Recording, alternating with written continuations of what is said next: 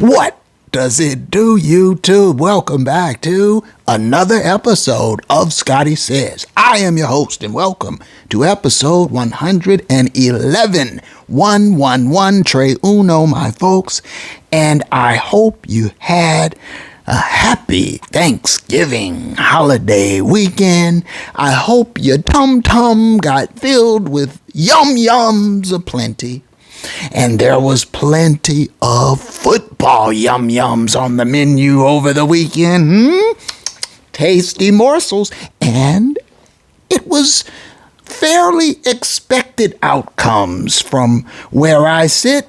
I mean, you knew that the Raiders would find a way to fold and fall against KC and Mahomie. You knew it. And I felt fairly certain that, well, the Lions, put them up, were gonna be too much for the Bears, the toothless ones, to overcome. And the Bears are having problems overcoming themselves, and so Eberflus is gone now. And as expected, you know, Miami, they weren't gonna go up to the frozen tundra of Green Bay and upset the Pack. Too cold out there. And, well, as expected, the Rams were able to go down to Louisiana and get themselves a dub over the floundering and hapless interim coach-led New Orleans Saints. But that game was not without intrigue because, as you know, the Rams have idiosyncratic tendencies. Wildly inconsistent, bipolar, really, if you get right down to it. And this is a reflection of the head man in charge, the emperor at the palace. You know all this. We don't really have to go over that here and now, but I think it is worth pointing out that we saw the same scenario play out again with the Rams down in New Orleans. And it really was a tale of two halves down there, wasn't it? And so, yet again, I have more evidence for you. Another case study in the ongoing saga of Dr. McGenius and Mr. McWonder. I've got another installment in the spotlight sequence of the week, but is it a McGenius spotlight or is it a McBlunder spotlight? Well, you'll just have to stick around to find out. And also, as expected, my folks, when the Rams win, well, the narrative conveyor belt goes to work, doesn't it? The lemmings and the ferret and the Muppet and all of them, they go right to work when the Rams win, proclaiming head coach McWonder a guru, a savant, a genius, and they were at it in full-fledged throat after the Rams beat the hapless Saints. Brilliant, I heard the ferret say. And I mean, I find it a bit amusing now. It was a sense of mild irritation for a while, but now I find it a bit amusing that it's so reliable. My folks, you can count on it. You can set your clocks by it. When the Rams win, the narrative makers run out with McWonder is brilliant and he's a genius. And when the Rams lose, they go silent. Crickets. Who? What? Nothing. Shh, nothing to see here. Move along. You can count on it. And we see it. We see it in evidence time after time because the Rams, as you know now, are 6-6. So we get plenty of opportunities to see the halo effect in full swing. 6 wins, brilliant, genius. 6 losses, someone else's fault, or we say nothing. Well, it happened again. The ferret The ferret was back at it on his show, crowing about the brilliance of the boy wonder McGenius and his sidekick. I'll call him the meerkat. The meerkat, he's been, and see, this is what I mean about these experts. The meerkat has been on television for weeks now, months really, boasting, bloviating about the New York Jets. Oh, Jets, think. Prognosticating about how COVID toe was going to lead the Jets to the playoffs. Playoffs? These are your experts, you see. And I figured it out a while back with Sniff. You remember Sniff? Sniff and Big Buck Huck had a show, and that's gone now. But I figured it out with Sniff. You see, these are just, they're little boys who've grown up. They've been diehard sports fans their whole career. I'm talking not about the ex-ballers now, but Sniff and the ferret and the meerkat, those types, the Muppet, those types. They've always been enamored, infatuated, obsessed even with sports in the sports world, and so they found a way to make a living.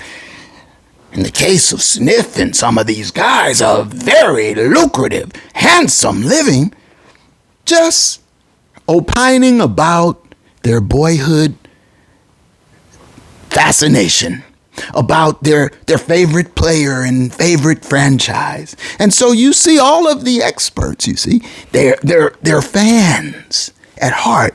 And so they are rooting for their team, and they found a way to cash it in. And I gotta give them credit. That's brilliant. You know, there are people out here digging ditches and making far less.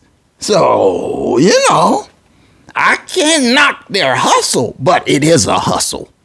And so you see these experts run out the conveyor belt of narratives every time the Rams win a ball game. Now, I will say this. I feel, it's a sense, it's a feeling, because you know I've been coming here to the outskirts of the city broadcasting for years now, and I've been warning and cajoling and admonishing. I've been suggesting and recommending. I've been giving unsolicited advice to help the Rams, because I see where they're falling short. I see where the boy King has blinders on. And I come here, but I have been a lone voice against the tsunami wave of the narrative. But now I'm starting to sense here and there, more and more often, just a glimpse here, a whisper there. But there are cracks in the foundation. People are starting to see, hey, McWonder does some McWondrous things, doesn't he? And so I mention all this because, why, just the other day on the local radio, sports radio, AM, you know, there's a show with a local sports news icon. It's had a TV show forever and ever. And he had a guest host on.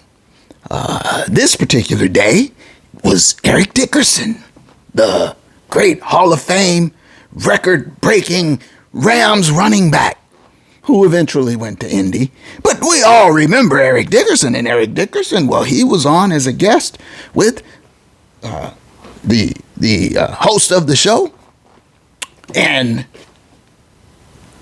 the host says, after this Rams win on Sunday, this is Monday now, the host says, oh boy, I'll tell you what, McWonder sure is a genius, isn't he? Did you see how he got that win down there in New Orleans, and how the Rams are now at 500? Do you see? Oh, what a genius. And I'm like, it never fails. And that very moment in response, Eric Dickerson, without missing a beat, said, well, he said, his name rhymes with Jed. They'll call him Jed. He says, well, Jed, just a moment. Eric Dickerson says, he says,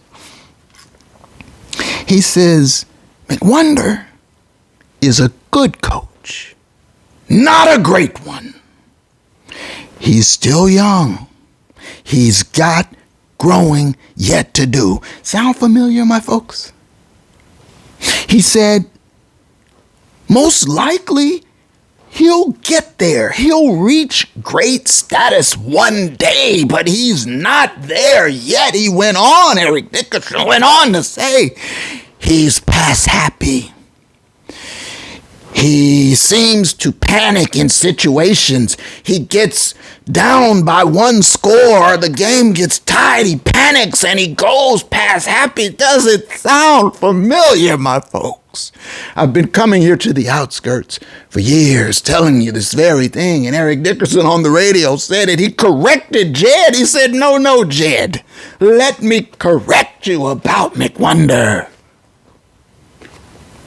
And I said, well, I'll be damned. So there are people who see it. It's not just me. Maybe, it took someone to speak up to break the glass because everyone else was, you'd be behind the shatterproof glass of the narrative makers.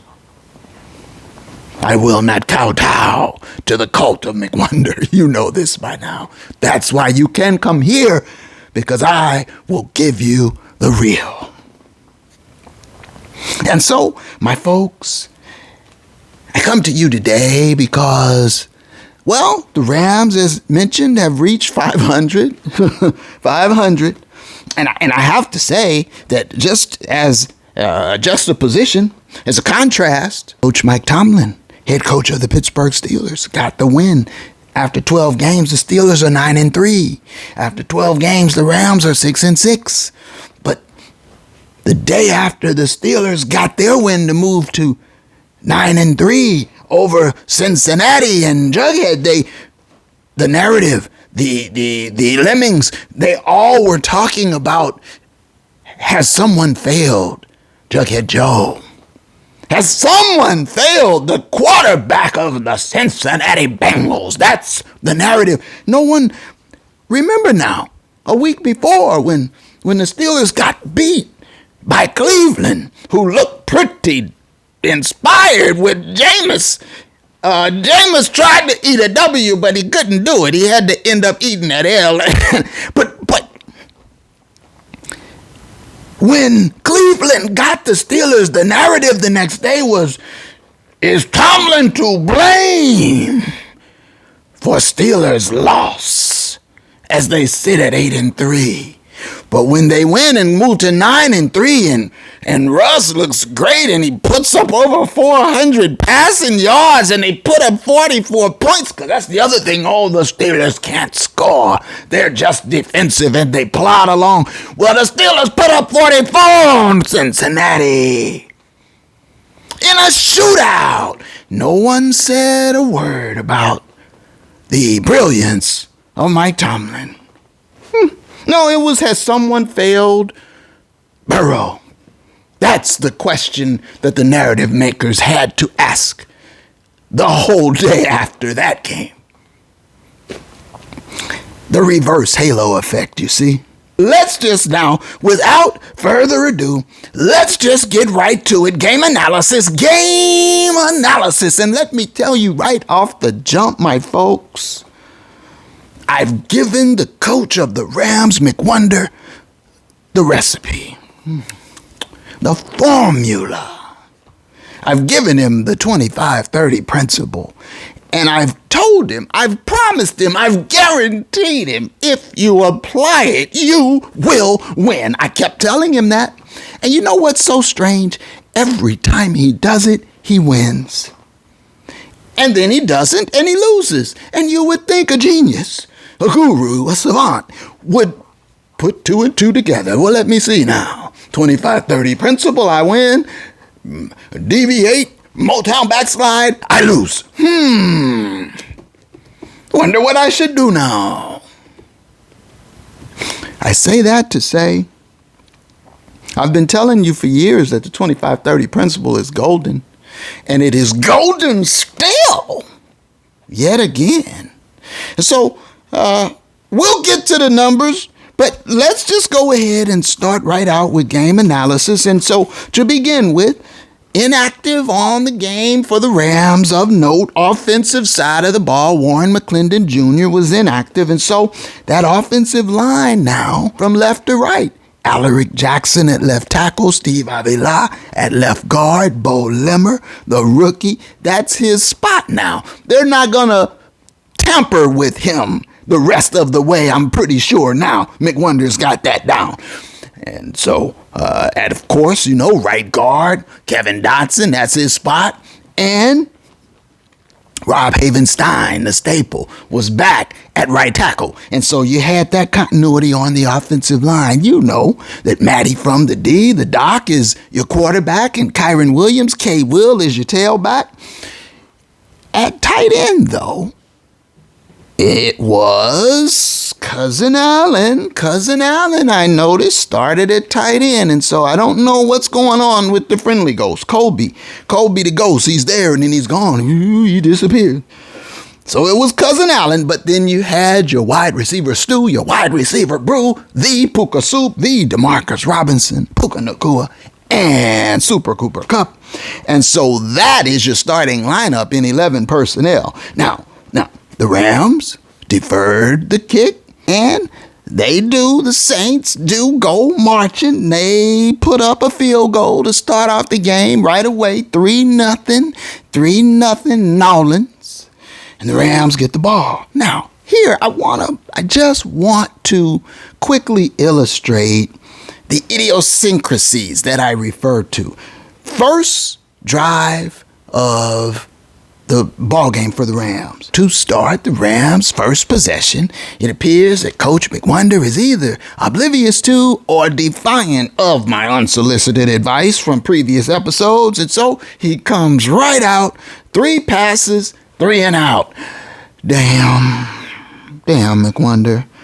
Here we go again. 3 passes, 3 and out. And so, of course, you know what I'm thinking. It's going to be a long day, and the Saints are going to march on you if you don't get your mindset right, if you don't apply the principle. There were 3 passes, 2 incompletions, the punt. Now, he did move Matty around. One snap was under center, 1 was in the gun, and 1 was in the pistol, but the results were the same, 3 passes, 3 and out. New Orleans saw the tape of last week's game against the Eagles, right? And they understand, hey, control the ball, control the ground game, control the clock. That's how you defeat McWonder. So it's like they followed the blueprint, and Alvin Kamara, he's like running wild on the Rams. It's like New Orleans said, hey, how about some ground ram on the menu? Is that available? I'd like a large order of ground ram, please. And so they went to work on the Rams. And so after dominating the first quarter, dominating the ball in time of possession, total plays, New Orleans has run 24 total plays to the Rams, 3. And so they, fortunately enough for LA, they miss a little chippy and miss a little field goal, and it's still only 3-0 New Orleans, and the Rams have the ball back. And I'm thinking, all right, McWonder, get yourself in the right headspace now. Correct your mindset. And he does. He's got deuces. Blake Corum is in the game, and he's giving him the ball, and it's deuces. For the Rams' second possession, McWonder does indeed come out running, and it's deuces. Blake Corum, deuces, gets the tote for 9, and then deuces again for 9 more. I'm like, yeah, now, here we go. Now, 1st and 10, Matty play fake, and they don't really bite, and the pocket crumbles, and then Matty has to scramble out of the way and throw it, ditch it away, and it's 2nd and 10, but he goes right back to deuces for a couple more now. And so it's 3rd and 8, and Matty complete the soup for 7. setting up a 4th and 1. 4th and 1, 4th and 1, and McGenius rightly going for it here. Quarterback sneak. I like it. First down. First down Rams. And so at this point, the Rams are at the New Orleans 46. And then Matty now under center still. Hands off. Deuces. 5 more. And then hands it to him again. Deuces again. And this time, 6 more for Blake Corum. And so that's another first down. And this is all primarily on the ground with deuces. And it is with Matty under center. And I'm like, that's the adjustment that we need to see, McWonder. And I like what I'm seeing now from McWonder. It's heavy run. You know I like that. But he does mix in a throw. So Matty incomplete now. 2nd and 10. And then handoff. K. Will now's in the game. K. Will gets 3. And so it's 3rd and 7 now. 3rd and 7. 3rd and 7. It's a pass for Soup. Dun-dun-dun. But he's short of the sticks. So it's a 4th and 4 now. 4th and 4 from the 25. And, I'm like, kick the field goal here. I mean, it's a no-brainer. Tie the game up 3-3. You did what you needed to do this drive. But no, McWonder, he's feeling aggressive. He wants to go for it on 4th and 4. 4th and 4. And I'm not second-guessing McWonder here, my folks, because I yelled out at the TV in the moment, kick the field goal, McWonder. But he went for it, 4th and 4, and, well, they're an empty gun. Empty gun, 4th and 4, and I'm like, before it's too late for the name of all that is holy, McWonder, change course, kick the field goal. Nope, they go for it. Snap the ball, incomplete, turnover on downs. Damn, turnover on downs. And I classify this as a McSquander. Category level McSquander, the McBungler, at it again. They could have a little action figure, McBungles, and have a little headset on him, and his head could bobble a bobblehead McBungles, Coach McBlunder. So, despite what I believe was an ill-fated decision, despite that, I like that the drive featured heavy run. It sets it up for later in the game. It sets the tone. It lets the defense know that you're going to have to be physical today. We're not just going to be in drop back, pass back mode all game long. And so I give him credit for at least making that adjustment. So the Rams start their 3rd offensive possession backed up. They're at their own 12-yard line. But McGenius is on the right track now. And he does come out running, still down 3-0. K. Will from his 12 carries for 12, first down. Then K. Will again carries 17 more, first down. Yes, this is what I'm talking about, McG. And then K. Will again, another run, 5 more. Yes, McWonder, yes. And then another one, K. Will again, 4 more, and it's 3rd and 1. Come on, McG. Let him tote it again, and he does. He gives it to him on 3rd and 1, first down, K. Will. This is what I'm talking about. And so now, all 5 plays of this drive have been on the ground. It's a first down, 38 yards gained on the ground. We're at the New Orleans 49, and there's a play fake, but they don't bite for some reason, and the pocket collapses, and down goes Matty grazing on Louisiana turf.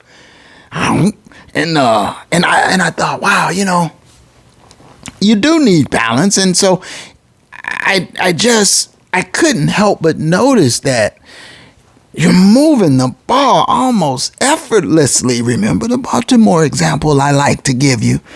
Moving the ball effortlessly on the ground, and then you go to the pass game and you sack mistakes out of the pass game, and now you're behind the sticks.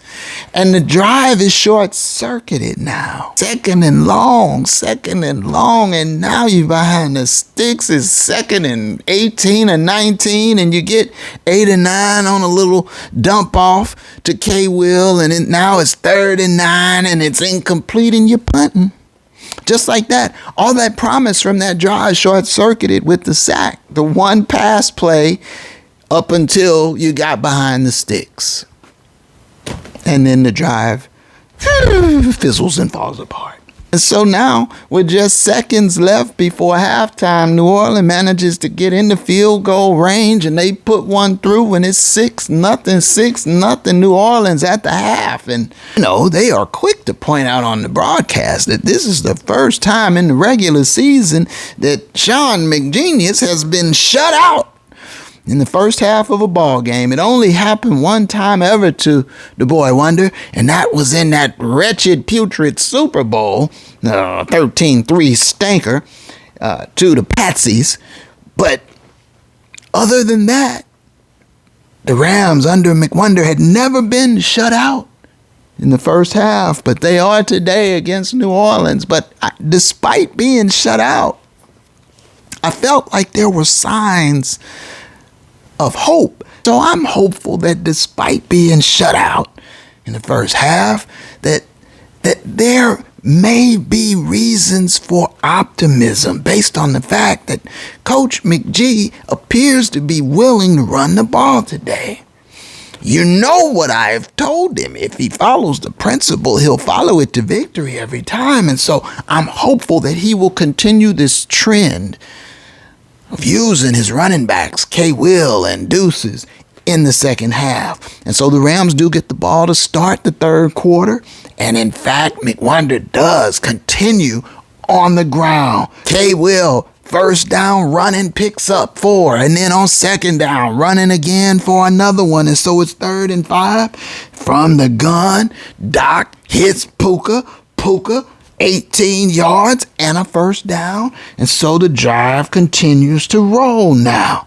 Soup for 7, then back to the ground. K. Will for 8. First down now. First down. Matty kills the play. Kill. Audibles into a run. K. Will running. 11 more for K. Will. First down. Now at the 22. And remember, Doc has been primarily operating under center. 3rd and 6, and Doc is in the gun, and he fires for Puka, and Puka goes full Superman, full extension. I mean, these catches that he makes, some of them we take for granted, but amazing catches. And so now after that Superman catch now from Puka is 1st and goal Rams, 1st and goal at the 8, and McGenius goes right back to the ground. K. Will gets a tote, and K. Will carries for 6 more. 2nd and goal from the 2. And you know what I'm thinking. Hand that ball to K. Will and let him tote that thing in there. And that's what he does. Handoff, K. Will, touchdown. K. Will, touchdown. Rams. And the Rams take the lead. 7-6. And K. Will driving, legs churning, carrying folks into the end zone. Touchdown, Rams. And so this drive, 11 plays, 70 yards, 6 minutes and 10 seconds. It was magnificent. Heavy run from under center, just like I like it. And so, for running the ball out of the halftime break, for running the ball in the red zone, for running the ball on 1st and goal, for running it again on 2nd and goal, for operating your offense with Matty primarily under center. For all of it, I am so proud and delighted to report that this has been your McGenius Spotlight Sequence of the week. Now it's 7-6 LA with 3.5 minutes left in the third quarter, and LA with the ball again, and Matty under center. Play fake. It's that naked bootleg. He play fakes, rolls out, and he hits two for 19 and a first down. And then he goes right back to the ground. K. Will up the middle. He busts up the middle for another 14 yards, and K. Will is eating now. And then first down at the New Orleans 49. Matty still under center now. Off the play fake. And Doc hits the Demarcus Robinson, the very one TDR. He hits him with a big one for 47 yards down to the New Orleans 2-yard line, 1st and goal. And so at the end of the third quarter, LA is right on the doorstep and they're up a point. And then start the fourth quarter, they pick up where they left off. TDR got him to the 2. TDR is going to catch the little swing pass from Matty for the touchdown. Touchdown, the Demarcus Robinson, D-Rob with the touchdown. And hey, somebody needs to get that man an Uber after the game on Sunday, I would hope. And speaking of a lift, New Orleans is catching a ride with Carr. And Carr, he goes bombs away and boom, touchdown on the very next New Orleans possession. And then they hit the 2-point conversion. And just like that, 14-14, tie game. And then 14-14, Jordan Whittington was an X factor for the Rams on kickoff returns. He nearly breaks another one, 44 big kickoff return yards here.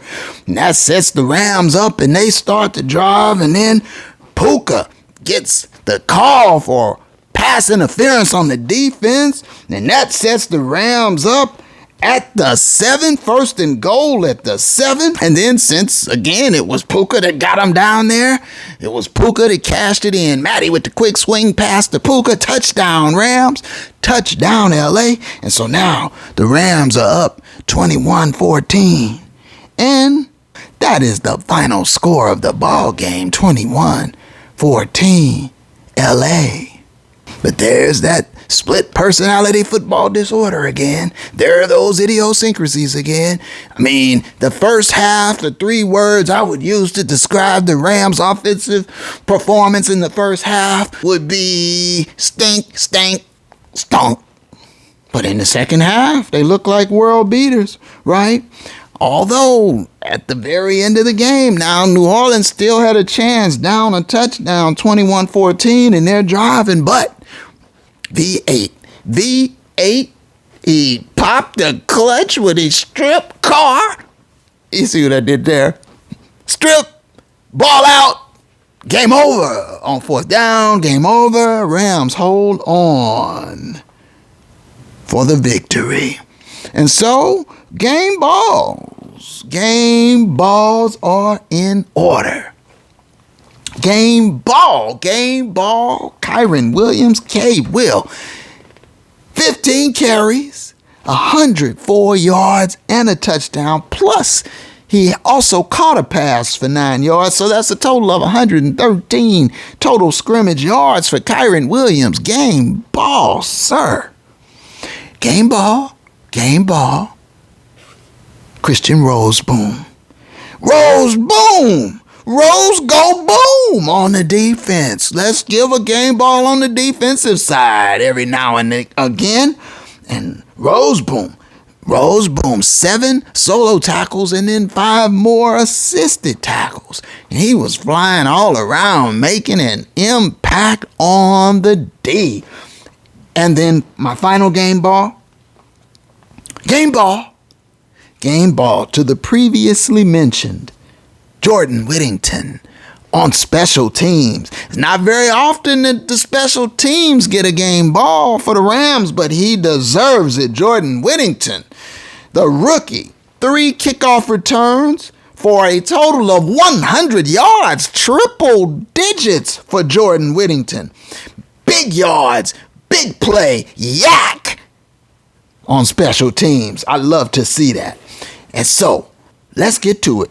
Let's look at the numbers. Rams were slightly better on first downs, total first downs in the game. And they were better on third down. But then New Orleans, they were better on 4th down. And New Orleans had more total plays. The Rams were sacked twice. New Orleans didn't allow any sacks, but both teams had 3 punts. Time of possession favored New Orleans by a little bit. But let's get to the heart of it. Let's get to the meat. Let's get to the entree. Let's apply the principle. As you already know, The 25-30 principle is essentially undefeated. Let's apply it now. Let's start with the victors, the Rams. Matthew Stafford, 14 of 24. What? 14 completions out of 24 attempts. For 183 yards, 2 touchdowns, no poltergeist experience. He was sacked twice. When you factor that in, that's a grand total of 26 pass attempts. The 25-30 principle requires, mandates, stipulates that you must cap your quarterback throws to 30 to restrain the poltergeist. The Rams and McGenius only threw the ball 26 times on the day. That is a big green check. But as you know, there are two metrics that must be met to be in compliance with the 25-30 principle. He met the first metric, Dr. McGenius did. What about the rushing metric? Well, K-Will, our aforementioned game ball recipient, Kyron Williams, 15 carries. He cracked the 100-yard mark, as you know, a 6.9 per carry average, 6.7 yards a pop. That's the kind of business that we want to see. And a touchdown. 15 carries for K-Will. Well, Deuces, as you know, got in on the action on Sunday in Nolens. Deuces, 8 carries, 42 yards, 5.2 yard per carry average. And so just between Deuces and K-Will, that's a total of 23 carries. But you must hit 25 to be in compliance. Well, Puka Nacua, 1 carry on an end around for 7. That's 24. 1 carry on an end around. Didn't gain anything, but that's a design run play. That's a grand total of 25. 25 carries. He meets the minimum. Matthew Stafford was also credited with 4 carries. A couple of those were quarterback sneaks. So a couple of those were when the pocket broke down. So I'll give him 2. That's 27 run plays, 26 pass attempts for Dr. McGenius. He hits both metrics of the 25-30 principle. He capped the quarterback to 26 pass attempts. He had a minimum of 25 runs. In fact, he had 27, and he was in balance. 27 runs, 26 passes, check and check, green across the board. That's how you do it, Coach McWonder. That's how you do it. And you know what I told you, don't you? When you do this, when you hit both metrics of the 25-30 principle the way you did in New Orleans, when you do it, I promised you, I assured you, I guaranteed you, you would always win, and you did. Why can't you make the correlation? Just do this every time. Check and check. Dr. McGenius meets both metrics. Now, let's look at the losers. New Orleans, well, Derek Carr, 24 of 37. 37 pass attempts. He's already over the threshold for passing. They did have 30 run plays, though. So he was a -7 balance differential. He did hit the coach of New Orleans, the interim. He did hit one metric with the 30 run plays, but he was well over in pass plays, and he was a -7 on the balance differential. McWonder, which we don't even need the tiebreaker, but McWonder was a +1 on his balance differential today. +1 from Coach McGenius. I love it. And so you know what the outcome is going to be. That dub. L's and dubs, dubs and L's. That's how you get the dub, Coach. And so, well, Coming up next now, the Rams is 6-6. Coming up next now, Buffalo. Well, I hate to be the one to tell you, but the Rams are not going to beat Buffalo. I'm going to come back to you on the other side, and I'll be the first one to admit happily if I was wrong, but I won't be wrong. Buffalo's going to work the Rams. That's just the way that is. And McGenius is probably going to turn back, revert, Motown slide back into McWonder. We'll see on the other side, but I can almost see it like as if I had a crystal ball what's going to happen, and Buffalo's going to work them. So that's a loss. That'll put them at 6-7. Then you got Thursday night football with Father Shanahan and them damn Niners. And that's up there in the Bay. Well, you know, I told you San Francisco was going to fall off, and they have. Boy, the wheels have come off that cart, haven't they?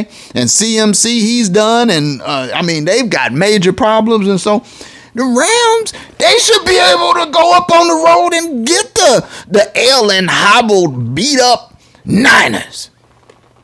I certainly would like to see it.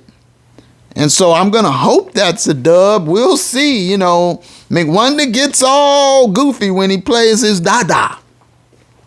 And then the next game after that, COVID toe and the Rancid Jets, Jets, stink. And so that's got to be a dub, even though it's on the road out in the cold environment of the stanky Jets. And then the final two games are at home, Arizona and Seattle. And so, you know, what do you see? 8-9, 9-8. If they really buckled up their chin straps and McGenius can apply the principle, maybe they can get 10-7 like last year and get into the playoffs. But that's a lot of hoping and ifing and wishing, isn't it? So I think most likely what you're looking at is 9-8 and a near miss, but we'll see, because the loss to Buffalo won't kill them, but you gotta pretty much be able to run the table, maybe only lose one or two tops. And so, you know, I'll be back to cover the remaining games in the stretch drive for postseason playoff berth. But what I need right now from you, what I need for you to do is throw me one of these. Only one, please. Like the video. Subscribe if you haven't already. Leave me a comment. Let me know what you're thinking. And until the next one, which you know won't be too long from this one, Scotty says, thank you for watching. One love.